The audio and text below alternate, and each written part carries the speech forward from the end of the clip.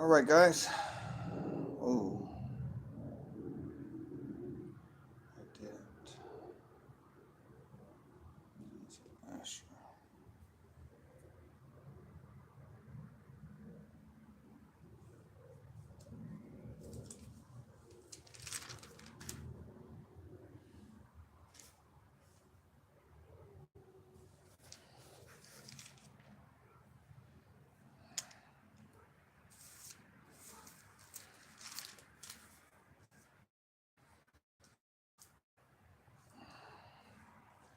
All right, guys. Thank you for joining us tonight.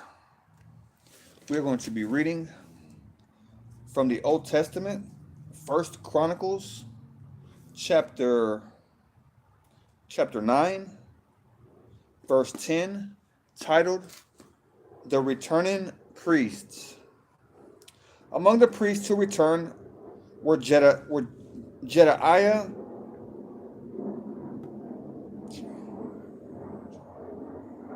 Jehoiarib, Joachim, Azariah son of Hilkiah, son of Meshullam, son of Zadok, son of Meraios, son of Ahitub. Azariah was the chief officer of the house of God.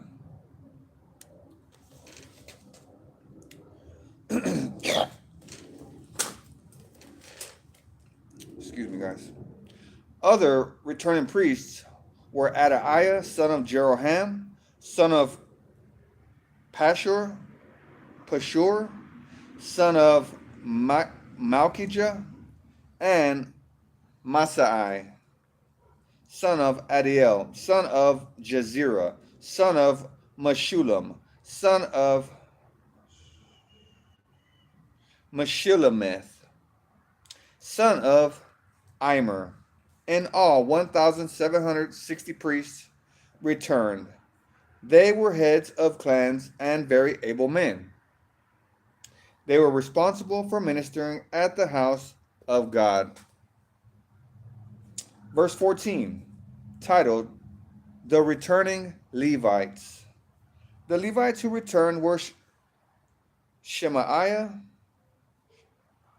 son of Hashub, son of Azrikam, son of Hashabiah, a descendant of Merari, Bakbakar, Haresh, Galal, Mattaniah, son of Micah, son of Zikri, son of Asaph, Obadiah, son of Shemaiah, son of Galal, son of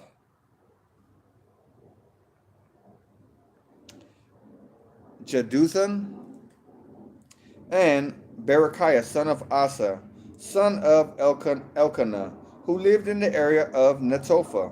The gatekeepers who returned were Shalom, Akub, Talman, Ahiman, and their relatives.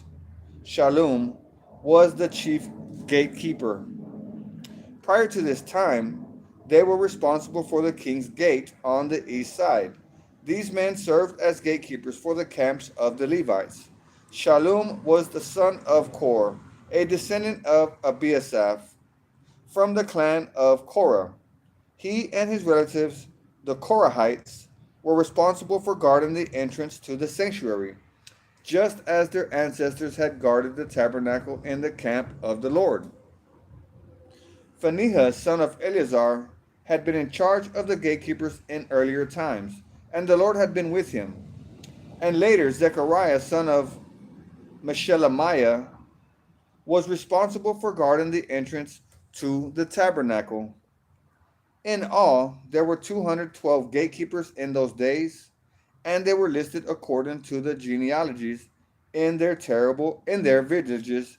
David and Samuel, the seer, had appointed their ancestors because they were reliable men. These gatekeepers and their descendants, by their divisions, were responsible for guarding the entrance to the house of the Lord when that house was a tent. The gatekeepers were stationed on all four sides, east, west, north, and south. Their relatives in the villages came regularly to share their duties for 7-day periods. The four chief gatekeepers, all Levites, were trusted officials, for they were responsible for the rooms and treasuries at the house of God. They would spend the night around the house of God, since it was their duty to guard it and to open the gates every morning. Some of the gatekeepers were assigned to care for the various articles used in worship. They checked them in and out to avoid any loss. Others were responsible for the furnishings, the items in the sanctuary, and the supplies such as choice flour, wine, olive oil, frankincense, and spices. But it was the priests who blended the spices.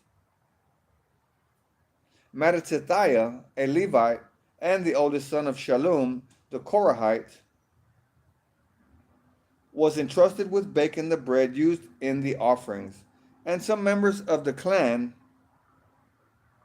of, of Kohath were in charge of preparing the bread to be set on the table each Sabbath day. The musicians, all prominent Levites, lived at the temple. They were exempt from other responsibilities since they were on duty at all hours. All these men lived in Jerusalem. They were the heads of Levite families and were listed as prominent leaders in their genealogical records. Verse 35, titled,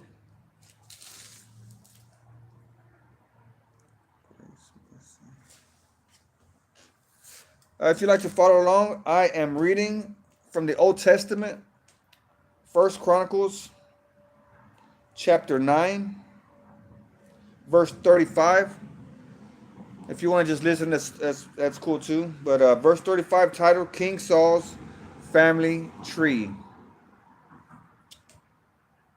Jeiel, the father of Gibeon, lived in the town of Gibeon.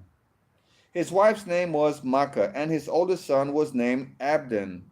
Jeiel's other sons were Zur, Kish, Bel, Ner, Nadab, Gedor, Ahio, Zechariah, and Mikloth. Mikloth was the father of Shemim.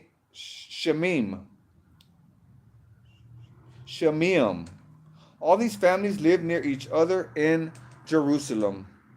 Ner was the father of Kish. Kish was the father of Saul.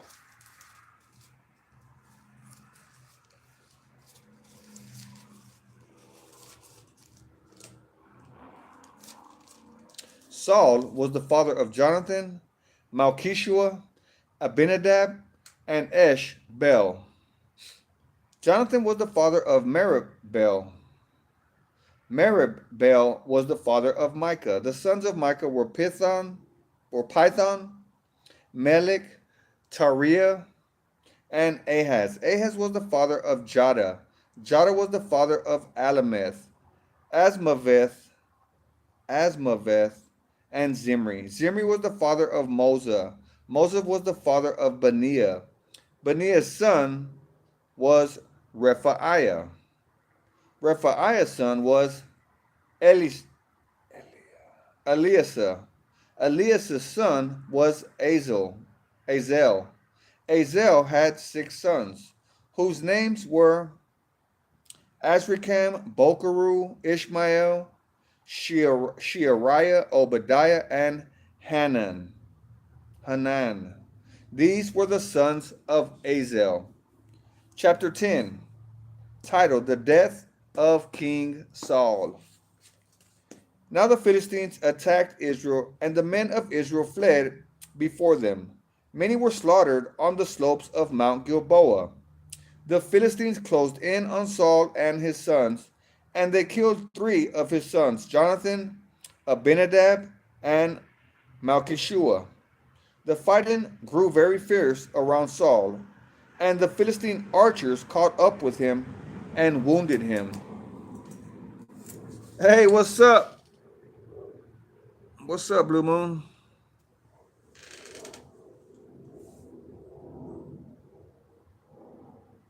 It's no Rosie, right?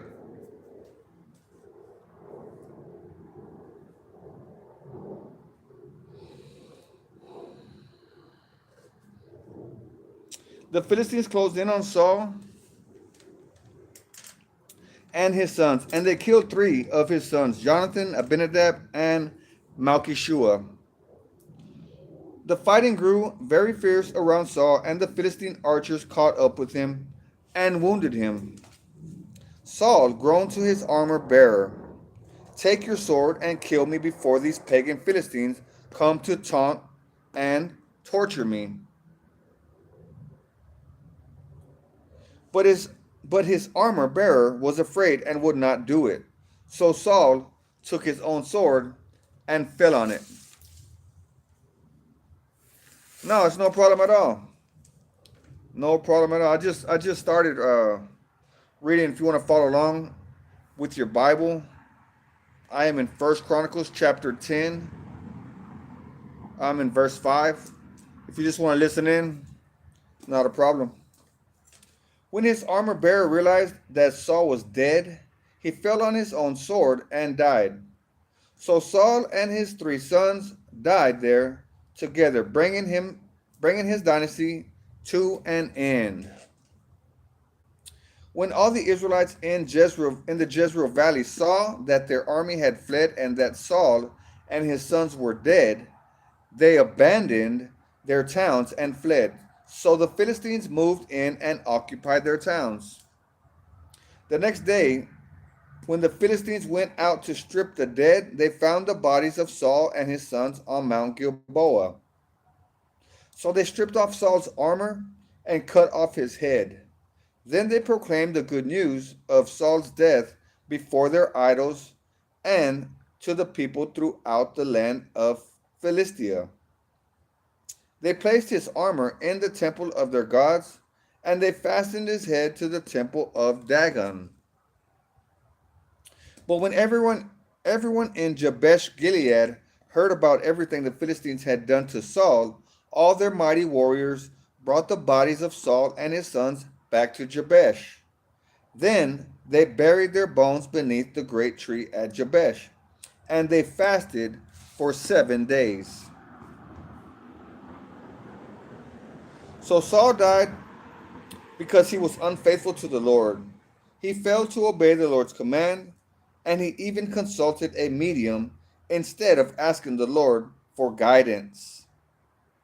So the Lord killed him and turned the kingdom over to David, son of Jesse. Chapter 11, titled David Becomes King of All Israel. Then all Israel gathered before David at Hebron, and told him, "We are your own flesh and blood. In the past, even when Saul was king, you were the one who really led the forces of Israel. And the Lord your God told you, you will be the shepherd of my people Israel. You will be the leader of my people Israel." So there at Hebron, David made a covenant before the Lord with elders of Israel. And they anointed him king of Israel, just as the Lord had promised through Samuel. Verse 4, titled David Captures Jerusalem. Then David and all Israel went to Jerusalem, or Jebus as it used to be called, where the Jebusites, the original inhabitants of the land, were living. The people of Jebus never get in here. Wait, hold on. The people of Jebus taunted David, saying, "You'll never get in here." But David captured the fortress of Zion, which is now called the City of David. David had said to his troops, "Whoever is first to attack the Jebusites will become the commander of my armies." And Joab, the son of David's sister, Zeruiah, was first to attack.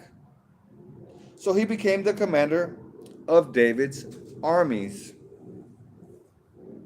David made the fortress his home, and that is why it is called the City of David. He extended the city from the supporting terraces to the surrounding area, while Joab rebuilt the rest of Jerusalem.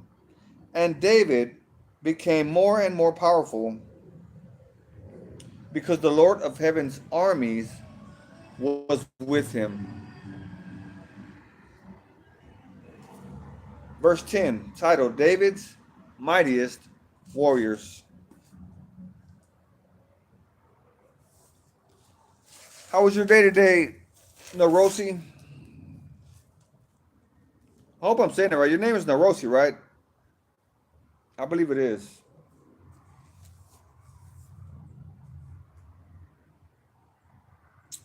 Chapter 10, titled David's Mightiest Warriors. These are the leaders of David's mighty warriors. Together with all Israel, they decided.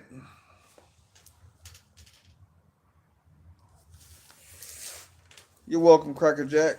No problem. Together with all Israel, they decided to make David their king, just as the Lord had promised concerning Israel. Here is the record of David's mightiest warriors. The first was Jashobeam,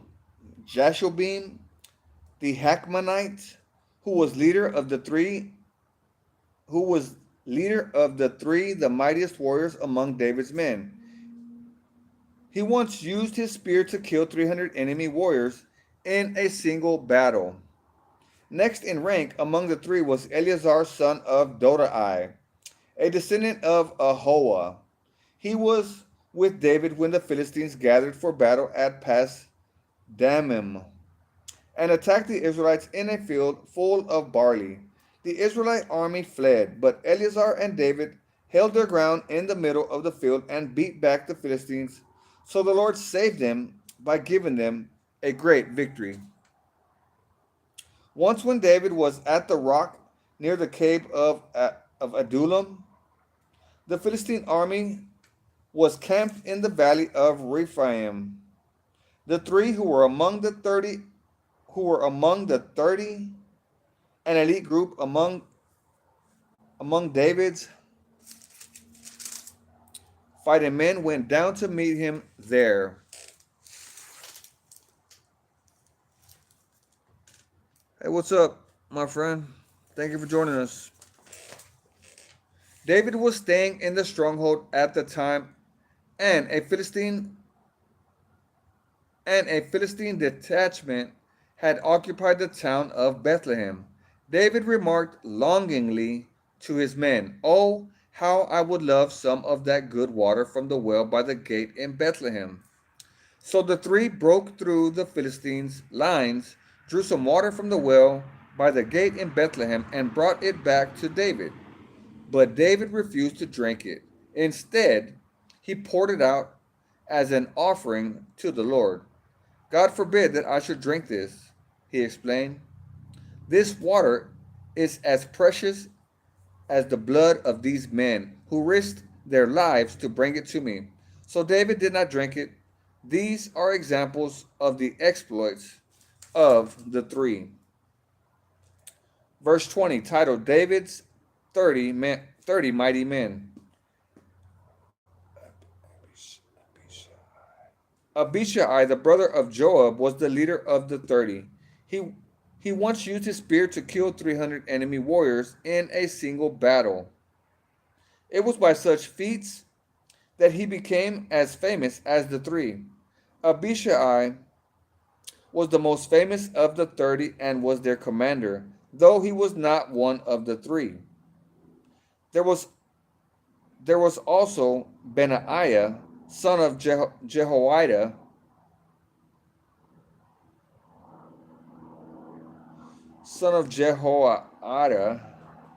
a valiant warrior from Kabzeel. He did many heroic deeds, which included killing 2 champions of Moab. Another time, on a snowy day, he chased a lion down into a pit and killed it. Once, armed only with a club, he killed an Egyptian warrior who was 7.5 feet tall and who was armed with a spear as thick as a weaver's beam. Benaiah wrenched the spear from the Egyptian's hand and killed him with it. Deeds like these made Benaiah as famous as the 3 mightiest warriors. He was more honored than the other members of the 30, though he was not one of the 3. And David made him captain of his bodyguard. David's mighty warriors also included Asahel, Joab's brother, Elhanan, son of Dodo, from Bethlehem, Shammah from Harod, Helez from Pelon, Ira, son of Ikish, from Tekoa, Abiezer from Anathoth, Sabikai from Husha, Zalman from Ahoa, Maharai from Netophah, Heled son of Bana from Netophah, Ithai son of Ribai from Gibeah in the land of Benjamin, Benaiah from Pirathon, Hurai from near Nahaligash, Abi Albon from Araba, Asmaveth from Bahurim, Eliaba from Shalban, the sons of Jashan from Gizon, Jonathan son of Shaggy from Harar, Ahiam son of Sharar from Harar, Eliphaz son of son of Ur, Hefer from Mechara, Ahijah from Pelon, Hezro from Carmel, Parai, son of Ezbai, Joel, the brother of Nathan, Mibhar, son of Hagri, Zelek from Ammon, Naharai from Birath, the armor bearer of Joab, son of Zeruiah, Ira from Jatir, Gareb from Jatir, Uriah the Hittite, Zabed, son of Alai, Adina, son of Shiza, the Reubenite leader who had 30 men with him, Hanan, son of Makkah, Joshaphat from Mithna, Uzziah from Ashtaroth, Shammah, and Jeiel. The sons of Hotham from Aroer, Jediael, son of Shimri, Joha, his brother, from Tiz, Eliel from Mahava, Jerubai, and Joshaviah, the sons of Elnam, Ithma from Moab, Eliel, and Obed, Jaziel from Zobah. Ooh. Chapter 12, titled Warriors Join David's Army. The following men joined David at Ziklag while he was hiding from Saul, son of Kish. They were among the warriors who fought beside David in the battle. All of them were expert archers, and they could shoot arrows or sling stones with their left hand as well as their right. They were all relatives of Saul from the tribe of Benjamin. Their leaders was Ahiezer, son of Shema from Gibeah, and his brother Joash was second in command. These were the other warriors, Jeziel and Pelet, sons of Asmaveth, Baraka, Jehu from Anathoth, Ishmaiah from Gibeon, a famous warrior and leader among the 30, Jeremiah, Jahaziel, Johanan, and Jozabad from Gedera, Eluzai, Jeremoth, Bealiah, Shemariah, Shephatiah from Haruf, Elkanah, Ishiah, Azarel, Joezer, and Jashobeam, who were Korahites.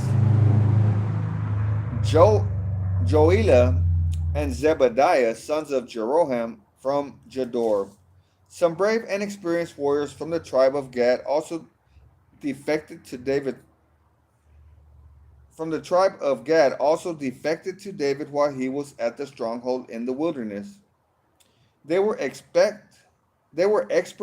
with both shield and spear, as fierce as lions and as swift as deer on the mountains. Ezer was their leader. Obadiah was second. Eliab was third. Mishmana was fourth.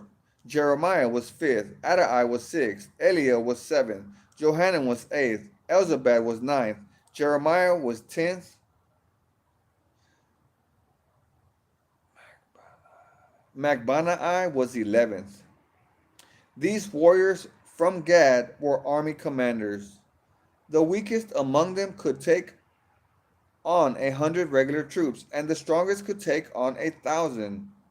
These were the men who crossed the Jordan River during its seasonal flooding at the beginning of the year and drove out all the people living in the lowlands on both the east and west banks. Others from Benjamin and Judah came to David at the stronghold. David went out to meet them and said, "If you have come in peace to help me, we are friends. But if you have come to betray me to my enemies when I am innocent, then may the God of our ancestors see it and punish you." Then the Spirit came upon Amasai, the leader of the 30, and he said, "We are yours, David. We are on your side, son of Jesse. Peace and prosperity be with you, and success to all who help you, for your God is the one who helps you." So David let them join him, and he made them officers over his troops. Some men from Manasseh defected from the Israelite army and joined David when he set out with the Philistines to fight against Saul. But as it turned out, the Philistine rulers refused to let David and his men go with them. After much discussion, they sent them back, for they said, "It will cost us our heads if David switches loyalties to Saul and turns against us." Here is a list of the men from Manasseh who defected to David as he was returning to Ziklag: Adnah, Jozabad, Jediael, Jediael, Michael, Jozabad, Elihu, and Zelithai. Each commanded 1,000 troops from the tribe of Manasseh. They helped David chase down bands of raiders, for they were all brave and able warriors who became commanders in his army. Day after day, more men joined David until he had a great army like the army of God. These are the numbers of armies, warriors who joined David at Hebron. They were all eager to see David become king instead of Saul, just as the Lord had promised. From the tribe of Judah, there were 6,800 warriors armed with shields and spears. From the tribe of Simeon, there were 7,100 brave warriors. From the tribe of Levi, there were 4,600 warriors. This included Jehoiada,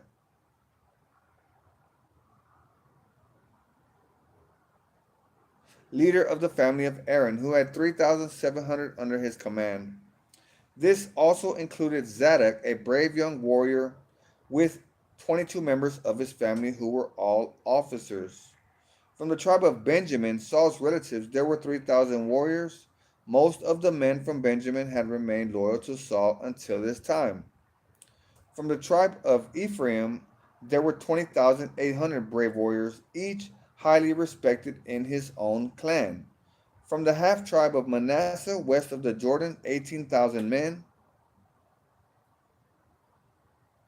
were designated by name to help David become king.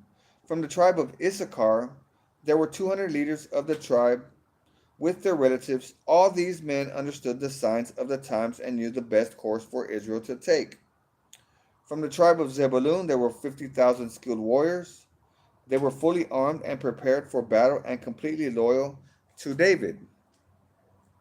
From the tribe of Naphtali, there were 1,000 officers and 37,000 warriors armed with shields and spears.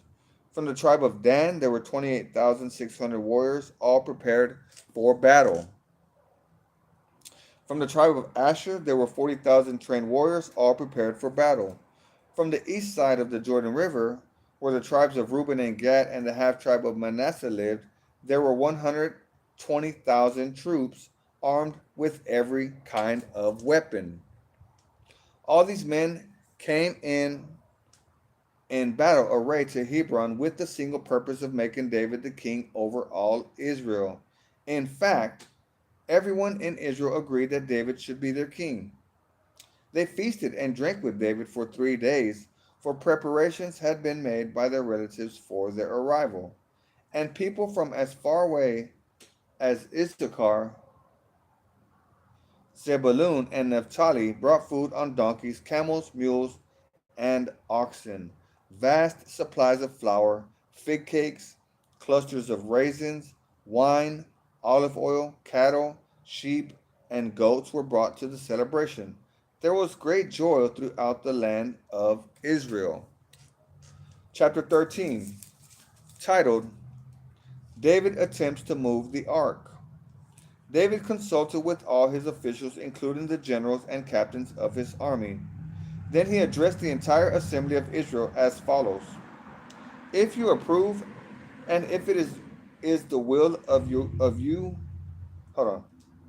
If you approve, and if it is the will of the Lord our God, let us send messages to all the Israelites throughout the land, including the priests and Levites in their towns and pasture lands. Let us invite them to come and join us. It is time to bring back the ark of our God, for we neglected it during the reign of Saul. The whole assembly agreed to this, for the people could see it was the right thing to do. So David summoned all Israel from the Shahor brook of Egypt in the south all the way to the town of Lebo Hamath in the north to join in bringing the ark of God from Kiriath Jearim. Then David and all Israel went to Bela of Judah, also called Kiriath Jearim, to bring back the ark of God, which bears the name of the Lord, who is enthroned between the cherubim. They placed the ark of God on a new cart and brought it from Abinadab's house. Uzzah and Ahio were guiding the cart. David and all Israel were celebrating before God with all their might, singing songs and playing all kinds of musical instruments: lyres, harps, tambourines, cymbals, and trumpets. But when they arrived at the threshing floor of Nacon, the oxen stumbled, and Uzzah reached out his hand to steady the ark.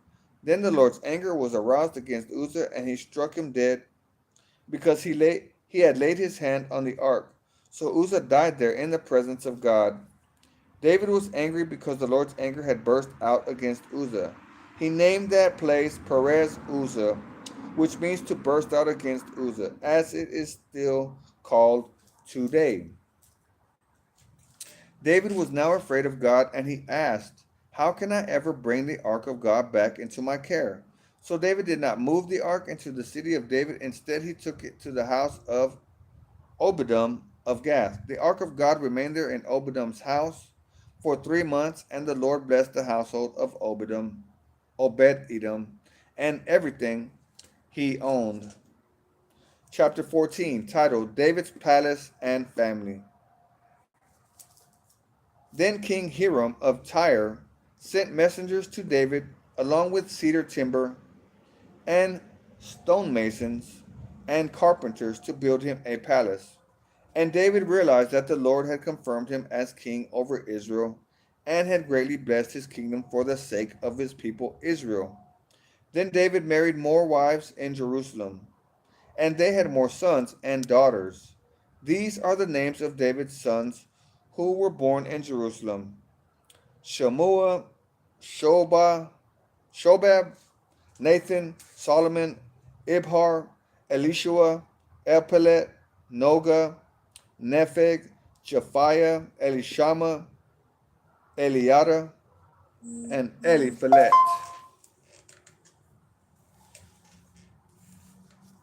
Eliphelet.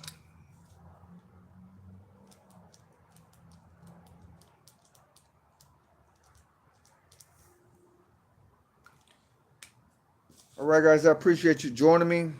I think that's all I'm going to be reading today. I'll be reading again in the morning. I got to get ready for church tomorrow. God bless you guys. You have a wonderful night.